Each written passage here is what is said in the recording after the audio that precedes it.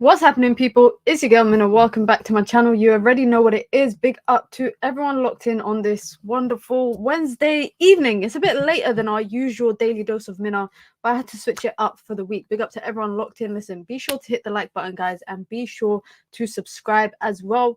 If you are new here, welcome to the community, the ever-growing community. Road to 6K. We're not that far off. And as always, we got a little bit to talk about with Manchester United news heating up over the last 24 hours or so. So you don't know the rules. You come in, you say hi to everyone in the chat, you wipe your feet, and you hit the like button, and you get involved in the discussion in the comment section below. If you want to support the channel and you enjoy the content here on a daily basis, you can support the channel by joining the Minions Gang, aka the membership club. It's the pinned comment in the chat. You get your badges, you get your emojis, you get your custom member content, and of course, you get to support the growth of the channel. And if you want to support the channel in other ways, you can by sending in super chats with your comments, with your questions, with your thoughts, or to just show some appreciation in the comments as well, in the chat below. The link to my newest channel is there, Minna Gaming HQ, for all gaming stuff. So I would genuinely appreciate it if anyone, 10, 20, 30 people from here go over and subscribe to that channel as well. Of course, this channel is football related, but over there you're gonna get all the gaming stuff. You guys know what it is. Big up to everyone. Listen, I hope you guys have had a wonderful day. I've had a good day. I'm feeling a bit under the weather today, but I had to pull out the AFC Richmond shirt fresh off Ted Lasso's set. Big up to my bro KG, who actually gifted this to me last year as an Eid present. Shout out to him, the GOAT. It's authentic, guys. Authentic. But big up to KG. And yeah, let me know how your day's been, guys. Before we kind of get into the football talk, let me know how your day's been. What you lot been up to? Are you excited for Saturday, for the second match day for Manchester United? Are you just sick and tired of this Ugarte saga and you're hoping that it comes to an end? Of course, we got some news today as well about Facundo Pellistri officially departing Manchester United. So we got a bit more information about what his sell kind of entails, the sell-on clause, all of that kind of stuff. Some news coming out of Spain suggesting that Hansi Flick has requested Marcus Rashford, or for Barcelona to look into Marcus Rashford as a left-wing option. Now, we know they wanted Nico Williams. He turned them down, signed a new contract with Bilbao. We also know that they signed Dani Olmo, but cannot register him because they are financially effed. And they've also let Gundogan officially leave on a free. They've terminated his contract and he's returning back to Manchester City. We're going to talk about that. We're probably going to start with that and start with everything happening in the Premier League outside of Manchester United. Before we get into all the Man United talk, a lot of today's stream will be mainly focused on Manchester United's midfield because we got some Kobbie talk. Kobbie Mainoo reportedly will sit down with Manchester United for a new contract after the transfer window closes. So we're going to talk about that. We're going to talk about why Man United are pushing so much to get Manuel Ugarte over the line. And I just figured something out, guys. And we're going to get to it when we talk about Manuel Ugarte. So like I said, be sure to hit the like button and be sure to subscribe. But as I mentioned, Gundogan will be returning to the Premier League. Listen, what a player Gundogan is. I've always said, even when he was at Manchester City, people always talked about Kevin De Bruyne. They talked about Bernardo Silva. But I think Gundogan was a key part for that City treble. Of course, I'm not going to talk about it too much, but I'm talking about him as a player. It's also making me wonder, where is Manchester City financially with the fact that they're not really buying anyone this window? They've had to sell Julian Alvarez. Reportedly, they are looking for a replacement as a backup striker to Haaland. And Gundogan is another deal that they're getting through the door. They've let Calvin Phillips go out on loan as well. Could this 115 charges be the reason that Manchester City are not active in the transfer window? Because you look historically how active they've been every single summer, bringing in multiple signings. Then you have Jack Grealish, that's just being a Jack Grealish. You've got Savino is, I think, the only player that they brought in so far. And now they're bringing back Gundogan. Enzo Maresca. I want to hear you guys' thoughts about it, because we always talk about the way Manchester United treat players, you know, letting players run down their contracts, etc., unable to get them out the door.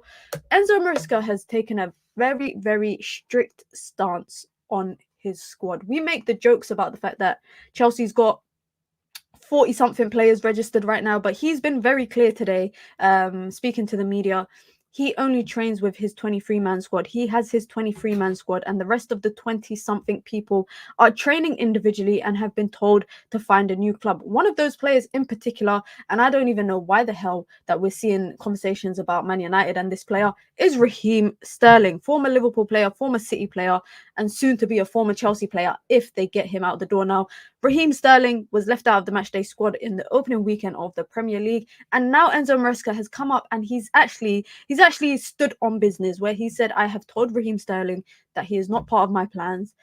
I prefer other types of wingers, and he needs to find a new club. Another player that is potentially going to depart Chelsea. What a shit show Chelsea's recruitment is. Raheem Sterling, Ben Chilwell, Kepa Arrizabalaga, Trevor Chalobah, Petrovic, Romelu Lukaku, and Carney Chukwuemeka is a list. That's just a few of the players that I've actually mentioned that's expected to leave Chelsea. But it looks like Enzo Maresca has the backing of the board to do as he pleases in terms of the players that he wants. I don't know what it means for players like Mudryk, because I don't see Mudryk ever being a effective player for Chelsea. But on top of everything else, and we know that they've announced João Felix today, on the flip side, Atletico have also announced Conor Gallagher as a player. We also now know that they've taken the shirt number off Raheem Sterling, meaning he does not have a shirt number right now at Chelsea, and they've given it to Pedro Neto. Now, elsewhere in the Premier League is Eddie Nketiah. Remember that song, Your Defense is in Trouble? You remember that song that Arsenal fans were singing non-stop when they gave him the number 14, when he was in a little bit of form? They gave him, what was it, 100k, 120, and the number 14 shirt. Nottingham Forest bound. Not far off from the valuation. I remember Marseille were interested in him, but Arsenal were standing on business, asking for around 40-ish million. Now it looks like he could leave for about 25 million to Nottingham Forest, and that's the likely destination for him. I think he'll make a difference. I think he'll be a good signing for Nottingham Forest. They are actually linked to quite a few different strikers, so I think they are testing the market to see which one they're most likely to get done. If he leaves, maybe that frees up the opportunity for Arsenal to go and sign a striker. I don't really know, but let's get into it. Let's get into Manchester United talk, led here this summer transfer window by people like Umar Barada on your screen right now. Listen, this Ugarte saga is probably, you know what? It would be, as I would say, it's because someone in the chat said Ugarte has become this summer's Frankie de Jong of the past 2 summers. The only thing I would say about Ugarte, or this Ugarte saga, is that if Man United do not sign him in the end, then it would be absolutely worse than the Frankie de Jong saga. To me, it would be even worse than the Frankie de Jong saga, because you're telling me that we've chased one midfielder for the entire window. Personal terms were agreed in June, and yet we still cannot get it done. This would be, I'm not joking, guys, in my eyes, this would be worse than Frankie de Jong, because at least with Frankie de Jong, we never agreed personal terms. It was very adamant that he did not want to join Manchester United, and Man United were just in talks with Barcelona. Whereas right now, Man United have agreed terms with with Ugarte, and they're pushing with PSG to get the deal done. Now, before we actually get onto Ugarte, let's talk about departures. As mentioned, the newest member out of Manchester United is Facundo Pellistri. He has officially departed and been announced as a player for Panathinaikos out in Greece. I hope he enjoys the weather there. 6 million fee in euros, so that's 6 million euros with 2 million in add-ons, with a buyback option until 2027 and a 45% sell-on clause. So if Panathinaikos end up developing him and he ends up, going on this ridiculous run with his national team and he becomes an important member, Man United are getting near enough to 50% of that fee. And I think that's why Manchester United have agreed an 8 million package for him. Now, Man United brought him for around that price, if I'm not wrong. So 6 million, 2 million add-ons. I wouldn't say I'm solely against the fee. Because I think the release clause actually, the sell-on clause, actually makes up for it a little bit. But that is also betting on the hopes that he becomes a great player and Panathinaikos end up selling him for 30, 40 million euros. Now, this is relatively the same sell-on clauses that a lot of other academy players have had since they've departed Manchester United. Ethan Laird, Zidane Iqbal, Willy Kambuala, Mason Greenwood, Alvaro Fernandez, etc. All of them have gone for relatively lower prices with higher percentages for their sell-on clause. So that's it. I wish him all the best. Listen, all the best of luck. Manchester United sometimes as a young player, it's either you it eats you up and it spits you out, or you eat it up. That don't even make any sense. What I'm trying to say is it's a tough environment. Professional football is a tough environment to become the starting player, but to become the starting player at Manchester United or become a relatively good squad option, even that is tough. That is tough. So I wish him all the best of luck. Some news, not transfer news, guys, so do not worry, but reported by Sky earlier this afternoon is that Manchester United will begin discussions for a new contract with Kobbie Mainoo at the end of the transfer window. Manchester United are reportedly trying to build their midfield around Mainoo, and that is why Ugarte is the top pick, because they believe that Manuel Ugarte would be the player to bring out the positives of Kobbie Mainoo and take a lot of work rate off him. Kobbie Mainoo reportedly, this coming from Sky Sports and Melissa Reddy, that Kobbie Mainoo feels Manchester United have clearly demonstrated their commitment to his development and is convinced United are heading down the right direction with the new leadership in the team that they have in Umar Barada, Dan Ashworth, Jason Wilcox, Ineos, etc., etc. Kobbie Mainoo is part of the future. You look at the young core that Manchester United have developed thus far, or have created thus far through transfers and obviously through the academy. You've got Kobbie Mainoo, you've got Garnacho, you've got Rasmus Højlund, you've got Amad Diallo, you've got Lenny Yoro. These are young core talents. Then you have people like Toby Collier, you've got Harry Amas yet to come into the first team. Maxi Odeyeli is expected to leave and go to Poland.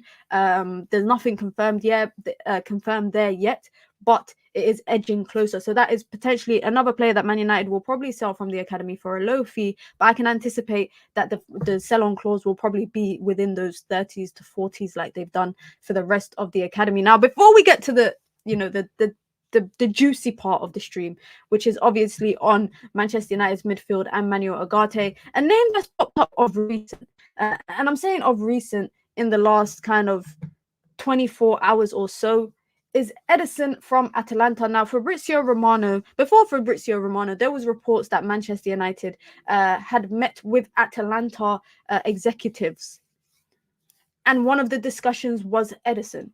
But sources then came out later and downplayed it and said, no, they met to iron out some parts of the deal from last season when they brought Rasmus Højlund. Now, on top of that, Fabrizio then came out and said there's nothing between Manchester United and Ederson. They are fully focused on signing Manuel Ugarte. So it really looks like it's Manuel Ugarte or nothing, guys. What's the likelihood that United end up with nothing? What's the likelihood they end up with no midfielder? The thought of it is pretty scary. But let's get into it. Let's get into talking about Manuel Ugarte. But quickly, before we actually get into that, I know a lot of the conversation right now is about the transfer fee. Now, reported by French journalists is that Manchester United and PSG have come to an agreement of 60 million euros. That's essentially what they've been asking for. Now, to put it into context, guys, Amadou Onana would have been a cheaper option had United been able to get him. Of course, they didn't. He gave his word to Aston Villa and he said he was a man of his word, despite the fact that Man United reportedly tried to hijack it last minute. Manuel Ugarte for 60 million. If they are finally they've decided to succumb to PSG's wishes, what was this whole negotiation for? Now, I think the biggest part that's holding back the negotiations, or maybe kind of dragging it out, is probably the payment terms, how Man United will pay. Now, 60 million, reportedly, Umar Barada believes to not pay anything more than 60 million for players because it sets a bad precedent.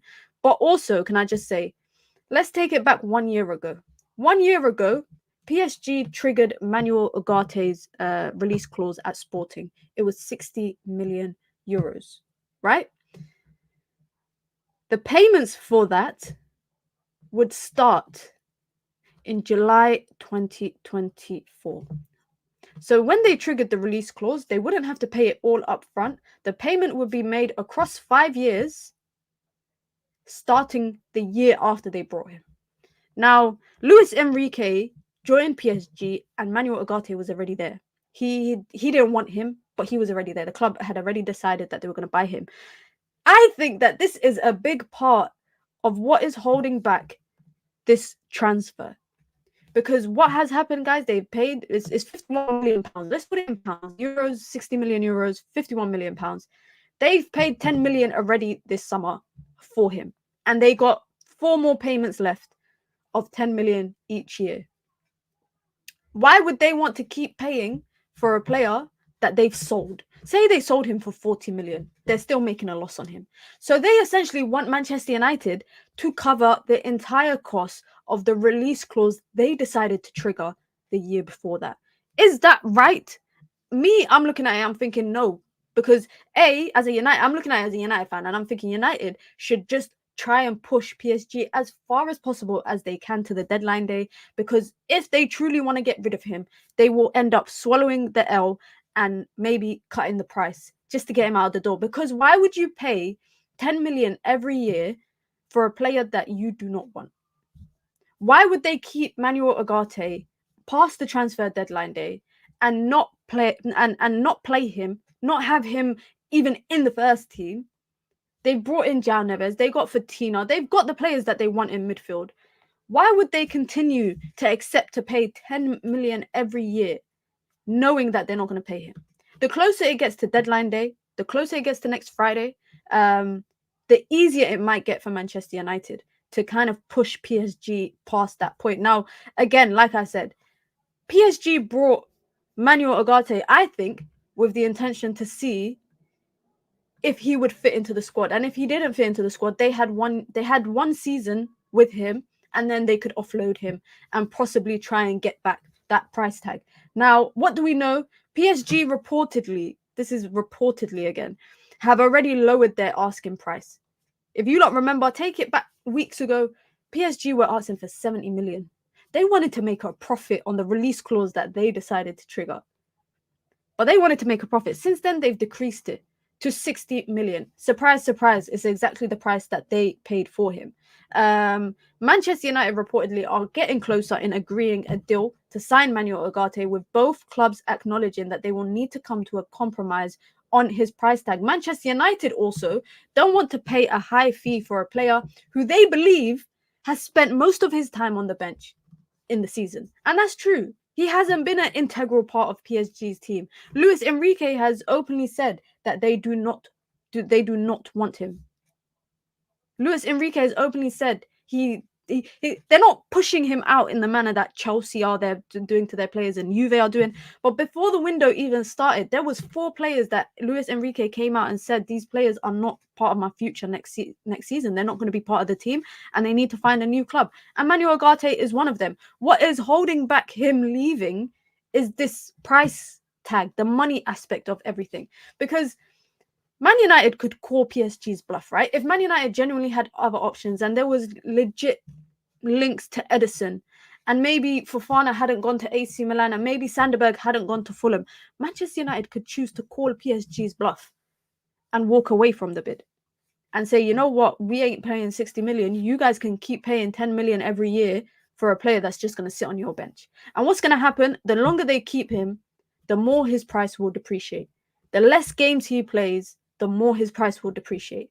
It might get to a situation, hypothetically 12 months from now, they might have to sell him for 30 million or 25 million. They might have to take a big cut on it and be like, you know what, we got to take the L because Man United called our bluff. I genuinely think right now, the ball is in Manchester United's court. I genuinely believe that. Now, Florian Plettenberg was reporting earlier today, and we heard the talk yesterday about a potential loan. It seems like reportedly this could actually be a loan with an option to buy. PSG are pushing for a loan with an obligation to buy. Man United are looking at a loan with an option to buy if they cannot agree on a permanent transfer. Now, I look at a loan option, and I don't know how you guys feel, but I think with a loan option, if it's an option to buy at the end of it, I would be more inclined to take that. Because if he comes to Manchester United, and this is applicable to any player, right? If the player comes to United for a season and doesn't really get to grips with the Premier League, and you start to realize maybe physically they're not made for the Premier League, or agility-wise they're not made for the Premier League, etc., they find it hard to adapt to the league, you can turn around and be like, okay, you can go back to your parent club, when the season ends. But if you've got an obligation to buy, that now takes money out of, I think, Manchester United's budget next season, which I do think, by the way, Man United will be in a better position financially next summer in the transfer window because of all these proactive steps they've taken for PSR regulations. We've spoke about it lots of times in the stream. If you don't want me to do a video about it, I will. But the PSR side of transfers, Manchester United have been very cautious this summer. And I think that's in anticipation of next season and the season after that, where Manchester United will expect to be in Champions League football. So they will expect to make big signings, maybe marquee signings, maybe multiple signings, and bring in more quality into the team to be able to compete at the highest of levels. Next season, even if Manchester United are in a better position financially, now a chunk of the transfer has gone to a player that you were meant to sign the summer before that. And now this summer, Manchester United could risk ending up with a no midfielder or a lone midfielder that's not a guarantee to work out. Now, again, you guys could say, Mina, but what if Man United buy him for 60 million and he doesn't work out? It's true. It's a risk that, you know, a club is taking either way. But as I said, news coming out of France, out of French media is suggesting that the deal for Manuel Ugarte will be expected to be around 60 million euros, and an agreement is close, but the details, the small details of the deal is what is being finalized. And what is the small details? I think the small details will probably be like how much is being paid up front, what is add-ons, because I think it could be a 60 million package.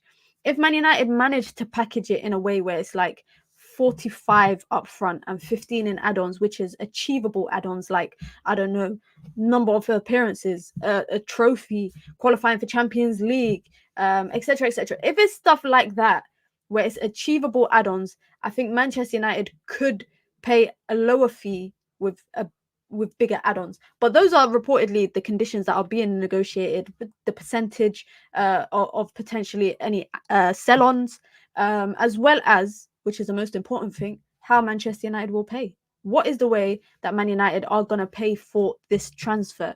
Because we've seen this season, a lot of Man United's moves are coming in buy now, pay later.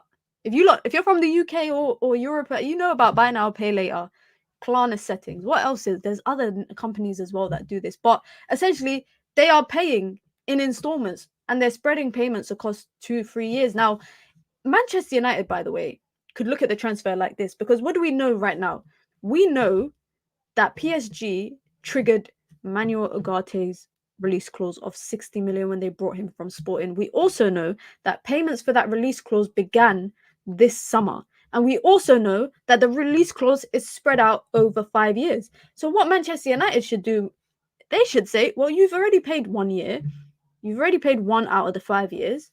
We will pay 60 million euros for him or 50 million, whatever they manage to negotiate, and we will spread it across 4 years. So essentially, every time PSG are making a payment to Sporting to pay for their 1 year out of 5 that they've negotiated, they will be receiving a payment from Manchester United for the same player. Now that also allows, in my opinion, Manchester United a bit more comfortability financially, because that has been the biggest hindrance this summer, is making moves financially. Let me know how you guys feel in the chat, guys. Let me know how you lot feel. The most important thing, I think, is getting a partner in for Kobbie Mainoo. I think the biggest injustice that Manchester or Ineos can do, let me be specific, the biggest injustice that Ineos could do this season is not buy a partner for Kobbie Mainoo. That is, for me, the biggest issue. And I made a video about this months ago. Before, I think is when Ineos first came in, I made a video about it, about how important it was for Manchester United to build a midfield around Kobbie Mainoo and bring players that would best suit to play alongside him. Now, reportedly, senior figures at Manchester United, and this kind of makes sense as to why they are pushing for Manuel Ugarte. Senior figures at Manchester United believe that Ugarte is the perfect, guys, that's a big word, perfect midfield partner for Kobbie Mainoo, and a player who can give him freedom to express himself going forward. I think the goal is to have Kobbie Mainoo playing more advanced, and for Ugarte to be holding down the block, playing as the lone six, if you want to call it that. But for me, the biggest injustice that Manchester United could do is not sign a midfielder to play alongside Kobbie Mainoo, and not just sign any midfielder, but sign a player that is at least going to play next to him for 3, 4, 5 years. At least we'll be able to build a partnership. Now, like I said, with this deal, kind of United trying to push to get this deal done, there's not conflicting news. Everyone is saying that the deal is ongoing. And one thing we do know for sure, the price tag has remained the same. And it seems like it's the details of the price tag that is maybe causing this transfer not to get pushed through. Like, I have a strong feeling. I have a strong feeling that we might get a here we go this week. Guys, I think we might get a here we go this week. I don't know how strong that feeling is. Maybe I'm just basing it off emotion right now. But I do think it's important. Do you think McTominay is a factor? I don't think so. I think McTominay leaving Man United would have been the main factor for Man United to sign another player on top of Manuel Ugarte. I think the plan was always to sign Manuel Ugarte or a player like Manuel Ugarte. Signing a midfielder, I think Scott McTominay maybe has prevented Manchester United from signing a second player. Like, I don't know what it is. We're going to actually get to it when I talk about Scott McTominay. And, you know, it looks like Napoli are now looking towards Sufyan Amrabat as an option. And if they do that, and they do look at Sufyan Amrabat as an option, you can say goodbye to Scott McTominay being an option for them. And you could potentially say hi to maybe Scott McTominay getting a new deal. I actually think that. I think Eric Ten Hag I think, like I've said this time and time again, guys, I think Man United like Scott McTominay. I think Man United also like what he embodies, or as an academy product. He's a good example of an academy player. And I think outside of that, if he wasn't to leave, he could possibly get a new deal. He could actually possibly get a new deal. Am I late? Are we getting here we go for 60 million? Reports in France is suggesting that Manchester United are edging closer to a 60 million move for Manuel Ugarte. So I'm not waiting for a here we go. I'm waiting for the there we land. I ain't waiting for here we go, guys. Here we go is old news. Here we go for Manuel Ugarte. That's last year's news. This year's news is here, there we land. The deal is agreed. Manuel Ugarte, PSG to Manchester United for 60 million euros. Shout out to that kid on TikTok, man, honestly. But yeah, like I said, I don't think Sufyan Amrabat, Scott McTominay. This is reports, by the way, coming out of Italy on Sufyan Amrabat, is that Napoli are looking in his direction as a midfield option. He's already playing in Italy. I think it'll be a deal that will be relatively easy for them to get done.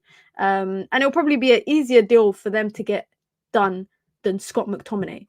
If Sufyan Amrabat becomes the new target for Napoli, and he then signs for Napoli, that is all options off the table for Scott McTominay. And that, I think, means once Manchester United get Manuel Ugarte, business is over for the summer transfer window.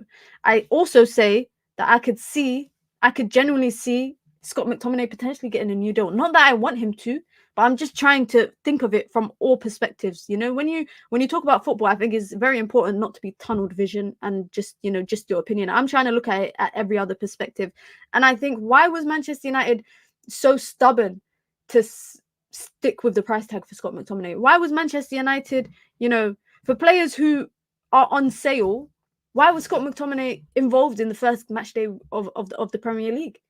Again, this is just all me trying to understand the logic as to whether Scott McTominay will stay at United and what will happen. Because the last thing Man United want to do probably is lose a player from the academy on a free. I don't think that is an L. That is an L to not be able to sell an academy product. So I could see Man United turning around and saying, you know what, we might actually give him a new contract. And honestly, guys, mark my words. If Scott McTominay, remember I said this, 21st August at 7:33 p.m. UK time, if Scott McTominay does not leave Man United this summer, he will get a new contract and he will stay. He will stay. I think the biggest thing for him going to Fulham or going to Napoli was playing time. I think he wanted guaranteed playing time. But the reports also coming out of Manchester United, and the reason why the Fulham deal fell through was that Man United was not going to push him out. And only if he had asked to leave and Fulham had met the 30 million price tag, then they would have sold him to Fulham. But that is what was holding back the Fulham move. And I can imagine it's maybe the same with the Napoli situation. If Napoli meet the 30 million valuation, 30 million pounds, which by the way is like, that's like 41 million euros. That is 41 million euros. If Napoli meet that valuation and Scott McTominay says to Man United he wants to leave, then I think they'll let him leave. But if he doesn't ask to leave and they meet the valuation, I don't think United will sell him. I don't think so. But we got to wait and see. Obviously, we got to wait and see. Some other news is that in the arrival or the expected arrival of Manuel Ugarte, it's expected that Casemiro will be the backup midfielder to Manuel Ugarte. So essentially, Manuel Ugarte is guaranteed, confirmed, and probably that's what they're pitching to him as well, that he will be a starter for Manchester United. Imagine having Casemiro as your deputy. That's crazy. That's actually crazy. We've got over 150 people in here, guys. Let's try and get 150 likes. You know the rules, man. You come in, you wipe your feet, you say hi to everyone in the chat, and then you hit the like button. If you want to support the channel and you enjoy the regular content here, you can join the Minions gang. It's the pinned comment in the chat. You get your badges, you get your emojis, you also get your custom member content, and of course, you get to support the growth of the channel. If you want to support the channel in other ways, you can by sending in super chats with your comments, with your questions, or just with your thoughts. And of course, like I said, that supports the channel and it goes a long way for the regular content that you get here on the channel. Just some news on Jadon Sancho as well. Manchester United reportedly are willing to listen to loans or permanent moves for Jadon Sancho, and then and the mood around Chelsea and the mood around Manchester United, the mood around Manchester United is that Chelsea could possibly make a late approach to sign Jadon Sancho. Now, this is interesting to me because this is coming from the Athletic, obviously. And if that's the mood at Manchester United, do you guys think Jadon Sancho's camp has had conversations with Chelsea? Because why would Manchester United just look at what Chelsea are doing in the transfer window and think, yeah, they're buying so many wingers, they might just buy ours? Or do they look, is Jadon Sancho telling Manchester United something like, yeah, I'm, maybe talking to Chelsea about a move? We already know that he agreed personal terms with PSG, but PSG never really made a bid for him. We know that Juve were interested in him, but never made a bid for him. We know Dortmund wanted him, but didn't want to pay anything more than 20 million.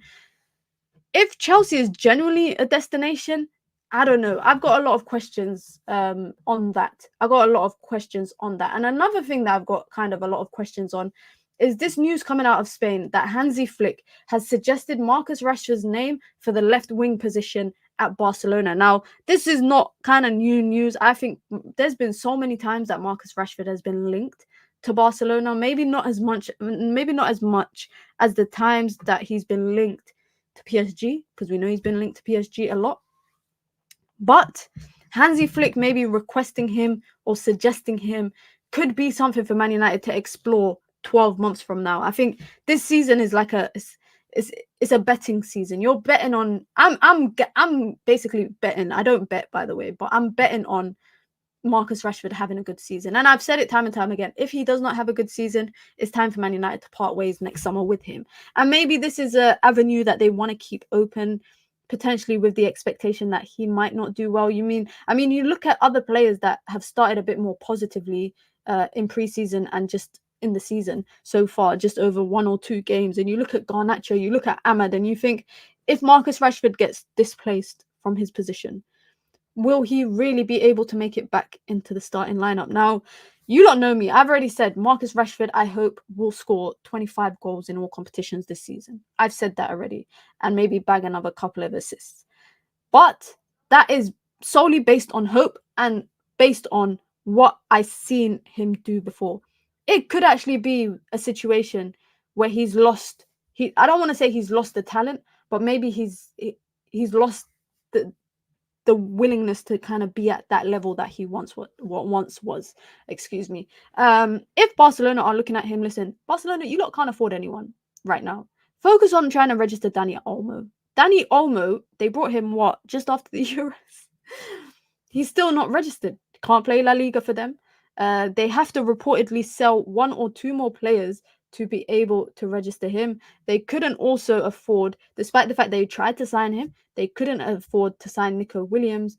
And now they've just let Gundogan leave on a free. I can imagine that saved up a lot of salary space for them. But they still need to make more moves and get rid of more people before they could even announce Dani Olmo. So I don't know much about this Rashford news and if there's really much to it. I saw people suggesting, United should go in this with a Frankie de Jong request. Let that ship go, guys. That ship has sailed a season ago, maybe even 2 seasons ago. Let the Frankie de Jong ship sail. We've got a new problem on our hands right now, which is the Manuel Ugarte saga, if you want to call it. Would I be disappointed if he didn't sign by the end of the summer? 100%. 100%. I'll be so disappointed because Man United have spent so much time chasing Manuel Ugarte or trying to get a deal done just for them to lose out on alternative targets. And then possibly, if United can't get him done, I bet you any money they'll get Rabiot. But I did see reports today coming from a quip that was saying that Liverpool were looking at possibly signing Rabiot. So I'm not too sure. Another player that has reportedly been offered to Manchester United is Ben Chilwell. Reportedly, Chelsea offered Ben Chilwell to Manchester United. They probably look at Manchester United, yeah, and they think these idiots brought Mason Mount last summer. Let's see if they'll bite any more of our dead weight. There is a new landlord, guys. Chelsea, there's a new landlord in this house right now. It's not the same landlords that brought Mason Mount off you for 60 million when he had 1 year left on his contract. Ben Chilwell, no way do Manchester United look at Ben Chilwell, by the way, as a genuine option, given the fact that they already have one player that's laying two fullbacks laying on a hospital bed in the injury room. There's absolutely no reason why Manchester United should look at Ben Chilwell unless they need to meet a certain number of homegrown talents. There is no reason. And even then, I'd rather you promote a player from the academy, in my personal opinion. Just quickly as well, Leeds United and Burnley find themselves battling it out to sign Tunisian international Hannibal Mejbri. Burnley are looking at him as a replacement for Sanderberg. We already know Sanderberg has done his medical with Fulham. I don't know if he's been announced yet. I don't think he's been announced, but Fulham guys are cooking right now. Honestly, they've signed Sanderberg. Obviously, they lost Paulinho. They've already got a good core of players in their team. They got a good fullback. They got Iwobi. But they're signing Sanderberg. They're signing Anderson from Crystal Palace. And now they are trying to sign Ryan Cherki. They signed Emil Smith-Rowe. They are actually doing good business. Now, 35 million to sign Anderson is a big price tag for Fulham. But that just further confirms that they definitely had the money to sign Scott McTominay.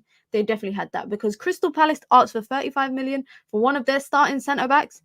Amazing foot on him. Honestly, his ability to pass from the back is 10 out of 10. And in the same window, Crystal Palace could possibly lose Mark Gahey, and reportedly Newcastle and Crystal Palace are not that far off in valuation. I think Crystal Palace wants 65 million for him, and Newcastle bidded 60. So they're not that far off in valuation. But Fulham look like they're getting the business done. And now, 2 championship teams are battling it out to sign Hannibal Mejbri. What do you think Man United could get for Hannibal Mejbri? I think 15 million. I look at people like who have gone for less. Willy Camboara went for less. Facundo Pellistri went for less. But I don't know. I feel like 10 to 15 should definitely be the region that Man United are looking to sell Hannibal Mejbri to, especially to a team like Burnley. If it's Leeds, 50 million. If it's Leeds, 50 million, please. But if it's Burnley, 10 to 15 million, I think, is definitely a reasonable price tag for a championship team, for Hannibal's potential, and also for what he's done at Manchester United in the time that he's been here. I think had United sold him straight off the back of his Birmingham City loan spell, you could have got more for him. You could have got more for him. Mejbri is an international. He doesn't start regularly for Tunisia. You look at all the previous international tournaments. He wasn't a starter. I don't get this idea that he is an international, but he's not a Facundo Pellistri who starts regularly for Uruguay. Or I think he does. He's not a Zidane Iqbal who was starting regularly for his national team. Hannibal Mejbri does not start regularly for Tunisia. I watched them in AFCON. He didn't even go. I watched them in the World Cup. He barely played. I think he came on in the 3rd game or the 2nd game of their group stages, and then they ended up crashing out in the group stages. And then he came on in the 3rd game against France that they won. He's not a regular international. He's not a regular international. It's like me saying Amad Diallo. Amad Diallo doesn't play regularly for his national team. He doesn't play regularly for. He should, but he doesn't. But I think 10 to 15 is a reasonable price tag for Hannibal. Like I said, had they sold him off the back of his loan spell at Birmingham City in the same way that they did with Ethan Laird, they might have got more for him. I definitely think they could have got some more for him. But I think 10 million is reasonable. So that's 10 million with Hannibal, expected prediction. Another 5 million if they sell Christian Eriksen. They've already got 6 million for Facundo Pellistri. Is there really any more outgoings after that? There's nothing really certain, I think, with Scott McTominay. If Scott McTominay does go, that's another 30 million. United could make another possibly 45 million from sales. Possibly. That's very, very... it's just expected. It's just a prediction, sorry. Mejbri has made 27 appearances for Tunisia in the last 3 years. It's not about appearances, in my opinion. It's not about how many appearances you make, but for me, I think it's how much of an impact are you in the team? That's what I want to know. How much of an impact are you in the team? I can't, for some reason, it won't show me on here. It doesn't show me on Transfer Market his appearances. But I know for a fact he hasn't played a lot of minutes for Tunisia. For some reason, it won't show me his stats. It only shows me stats by club, which sucks. Big up to Mike in the chat. I hope you're doing well. Big up. Let's go back to the biggest topic of discussion, obviously, is this guy here. This guy here is the biggest topic of discussion. When do you see Man United getting the deal over the line? When do you guys think Man United will be able to get the deal over the line? Mejbri was not chosen for the 2024 AFCON. Manager said that Mejbri requested to be left out due to difficulties at Manchester United. I remember that's when I can't actually blame him for that. I can't actually blame Mejbri for that because, yes, that's true.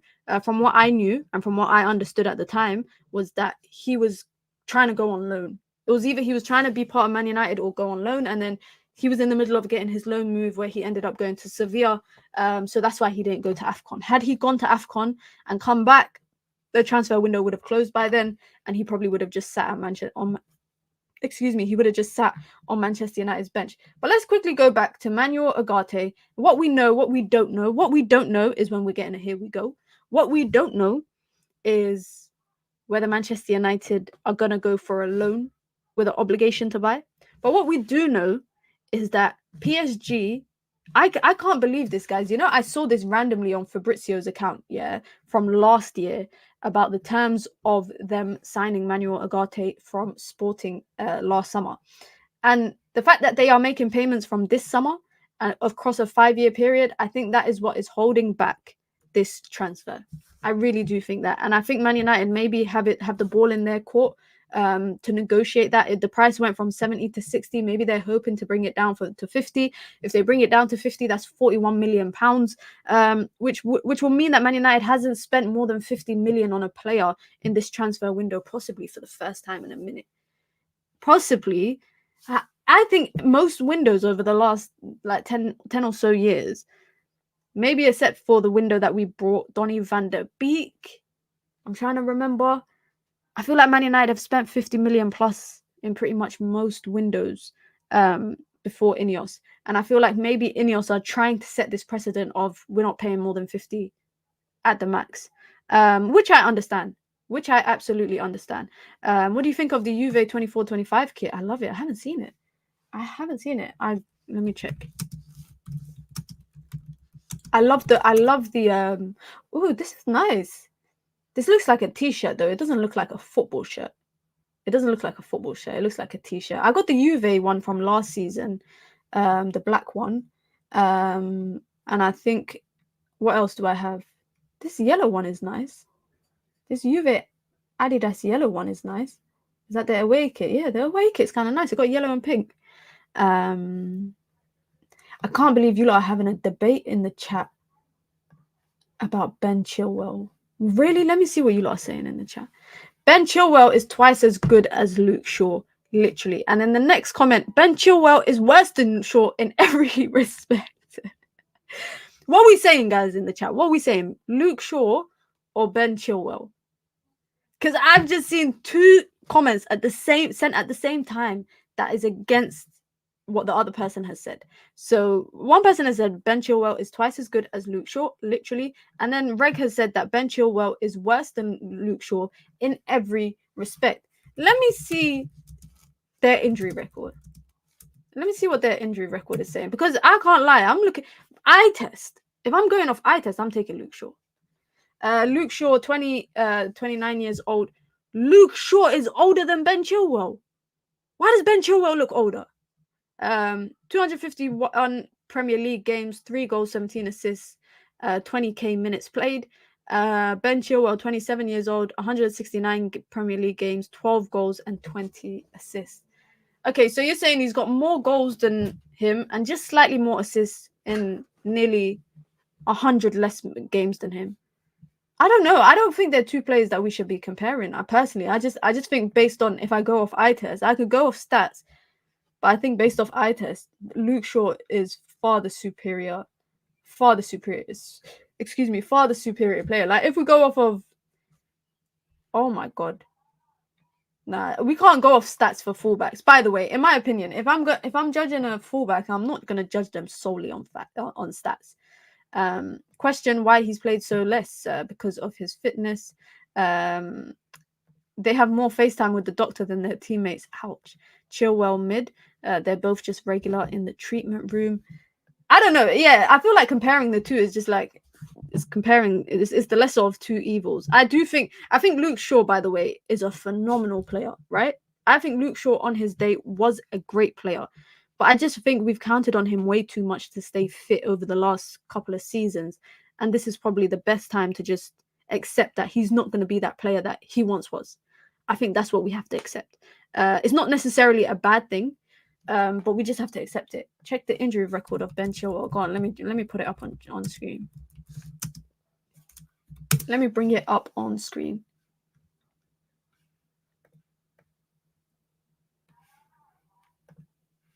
Let me bring it up on here. Oh my god, look how much games he's missed just last season.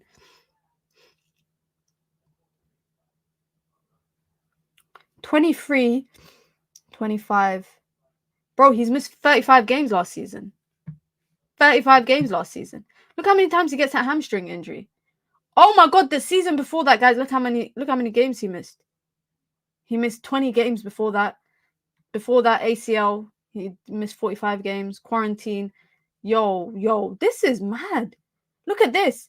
He's only since Ben Chilwell started playing professional football, senior football, he's only had 3 seasons out of how many? 1, 2, 3, 4, 5, 6, 7, 8. 3 seasons out of 8 seasons where he missed less than double-digit games. Come on, last season, guys, he had 6 different injuries. Come on. Let's be realistic. We can't compare and complain about Luke Shaw. You can't complain about Luke Shaw and then in the same voice say, I wanna sign Ben Chilwell. That is so unrealistic. And also, by the way, Man United are not signing a fullback. That's one thing that we know now, is that Man United will not sign a fullback. But to even suggest Ben Chilwell should be looked at is ridiculous. That is ridiculous to even suggest that Ben Chilwell should be looked at as an option. And maybe that's why, can I say, he's being offered here and there to every club. Maybe that's why. That's why he's being offered to possibly every single club right now. Let me go scope Fabrizio's page and see if he's got any. Here we goes. Armando Broja is expected to join Ipswich Town on loan. I think he might be a good signing. Kalulu's signed as a new Juve player from AC Milan. What is with Italian teams that just sell, like rivals sell to each other non-stop? I mean, I think it's going to be a huge risk to sign an injury-prone left-back like Luke Shaw, like Ben Chilwell. 100%.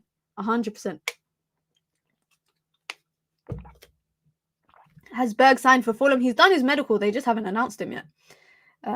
He's done the medical. Mikel Merino is expected to join Arsenal. He's on the verge of joining. Talks are proceeding well, and he's asked Sociedad to leave. So that's one thing. All documents are in place for Manchester City and Barca for Ilkay Gundogan's deal. Gundogan to leave as a Barca to leave his Barca salary for the next 2 years. Guys, he's left how much? Let me see how much Gundogan is earning. I need to see how much he left on the table.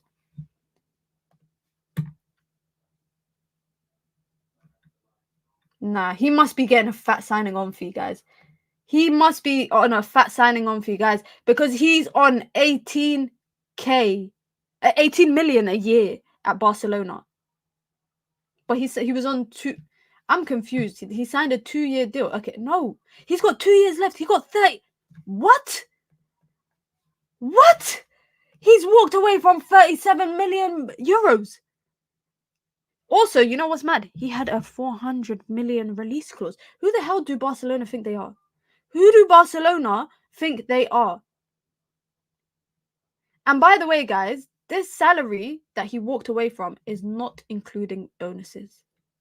This is outrageous. Gundogan has walked away from 37 million euros on the table to leave Barcelona and go back to Manchester City on a free. I don't know. Surely Man City are paying him to, a little bonus. Surely they're giving him a 20 million signing on bonus, because you cannot love Man City that much, or you cannot love any club that much to walk away from that much money. Barca still think they got the Messi pool and money. Doesn't Fatty have a £1 billion release clause at Barca? I think, what's his name does? Pedri. I think it's Pedri that has it. Let me see. Biggest release clauses. Nah, whoever release clause in Barca, whoever is in charge of this stuff is ridiculous. Whoever is in charge of this stuff is ridiculous. All right, highest release clauses in football. Let's see what the highest release clauses are in football. We know Jude Bellingham. Does he have a release clause? I don't even care about Jude Bellingham. I'm trying to see Barca. I'm trying to. No, this is taking the piss. This is taking the piss. Marcus Alonso had a 50 million release clause, guys. He's a free agent now, but in his 2-year contract that he signed with them, he had a 50 million release clause. Some brother called Pablo Torre, who's a midfielder, has a 100 million release clause. Lenglet had a 300 million release clause. They surely didn't pay that. Spurs surely didn't pay that. Ilkay Gundogan, 400 million. Eric Garcia, 400 million. Serginho Dest has a 400 million release. Wallahi, this is a joke. This is a joke. Frankie de Jong reportedly had a 400 million. Sergio Roberto, his contract finished, but he had 400 million. Christensen had a 500. No, these people are poor. They're broke, because this is a joke. Lewandowski has a 500 million, guys. $500 million release clause. Ter Stegen, 500 million. Araujo, a 1 billion. Gavi, 1 billion. Jules Koundé, 1 billion. Ferran Torres, 1 billion. Rafinha, 1 billion. Pedri, 1 billion. Ansu Fati, 1 billion. Nah, Barcelona are cooked. Honestly, when I saw this news today that Gundogan was joining City, I was thinking he terminated his contract. You're telling me he willingly walked away from a 37 million euro net salary, guys. 37 million is net, so it's probably even more than that with taxes, but he walked away from that. That is ridiculous. That is ridiculous, man. But you guys know what it is. We always have to go a bit off topic during the stream and start talking about random other stuff. But Barcelona is not, I don't know, man. I feel like the future for them is finished. I feel like the future for them is absolutely finished. But you guys know what it is. Listen, guys, be sure to hit the like button. Be sure to subscribe. Just quickly on Manuel Ugarte. If Man United do agree the 60 million that is close to being agreed, when do we get the here we go? What's the predictions? Are we saying after the match day weekend? Are we saying before the weekend and he's maybe announced to Man United, to the Man United fan base after the game? because today's Wednesday. If they agree Thursday, Friday he does his medical, you know, he won't be registered in time for Brighton, but he'll be registered in time to be available for Liverpool the following week. Do we think that Man United are not going to get the deal done and it might end up being a loan in the latter stages of the transfer window? Do you think it'll be a deadline day thing? I think tomorrow, Friday, is important. I think those are two big days for Manchester United to get this deal done. If they can get the deal done by Saturday and have him in the door, medical done, signed, everything, permit, work permit, all of that stuff by Monday, Tuesday, get him in a few 3-4 sessions before the Liverpool game, perfect. If United could even possibly get more players out of the door and sign another player, perfect. But you guys know what it is. Listen, guys, be sure to hit the like button, be sure to subscribe.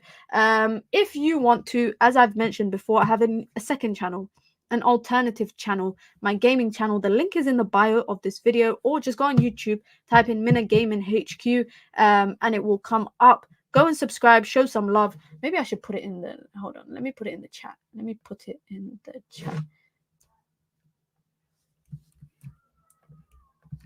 Is that even the right link? That's the link, guys.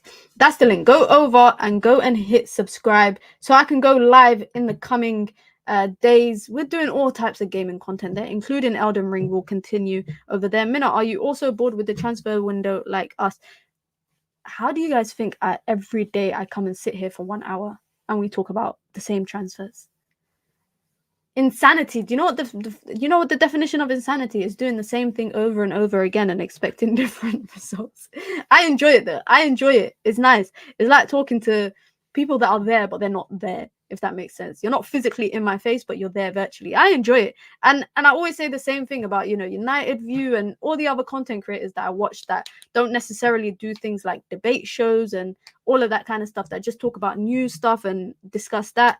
It's different to when I have people on the stream with me and I'm talking to people on the stream, because you can switch up the topics all the time. Like if I was streaming during pandemic, guys, and there was no football, I would find something to talk about every single day, because I'll just start talking about historic Man United stuff. So it's pretty decent. PlayStation 5 controllers are a scam. I've brought 3 now. All of them are messed up due to stick drift. Get this one.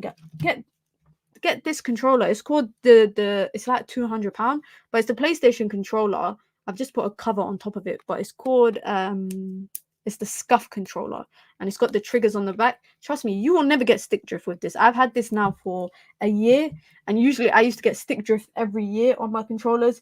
Now I've just had this one, and I play a lot of like games that require using the analog stick, so get that. And look at me promoting stuff for PlayStation. They should sponsor me. They should actually sponsor me. But you lot know what it is. Have we got to 5.8k yet? Let me double check. Oh, we have. We got to. Oh, raw. We gained like 60 subs today. Welcome everybody that's new to the community. We're not that far off now. We've got less than 200 to go. Less than 200 to go, and then we're on 6k. So maybe, guys, we actually might get there by the end of the transfer window, which is the goal. And the goal is to get to 10k before my birthday in February. And you know what's funny? Cristiano Ronaldo got to 1 million subs today on YouTube in 90 minutes. And he set a new record on YouTube. But we're starting small. We're trying to get to 10k. What's stick drift? Stick drift is when, yeah, the analog sticks here just move on the game without you actually moving it. So that's stick drift. But I know people that have actually fixed their own controllers from stick drift. Like they've screwed it open and they've fixed their controllers. One of my mates has done it for like all of his controllers. Me, I just dash my controller away when it gets stick drift. That's all I do. But you guys know what it is. Listen, guys, be sure to hit the like button. Be sure to subscribe. And we'll be back, inshallah, tomorrow, God willing. Or tonight, if we get here we go for Ugarte. You don't know what it is, man. Daily dose of Mina. We'll do a calling show tomorrow as well to talk about the transfer window and to talk about Brighton on Saturday, 7 p.m. for the call-in show. Daily dose of Mina should be at 4:45, sorry, UK time, as per usual. So you guys know what it is. Like I said, be sure to hit the like button. Be sure to subscribe, and welcome all the new subscribers. Guys, I'm out. Peace.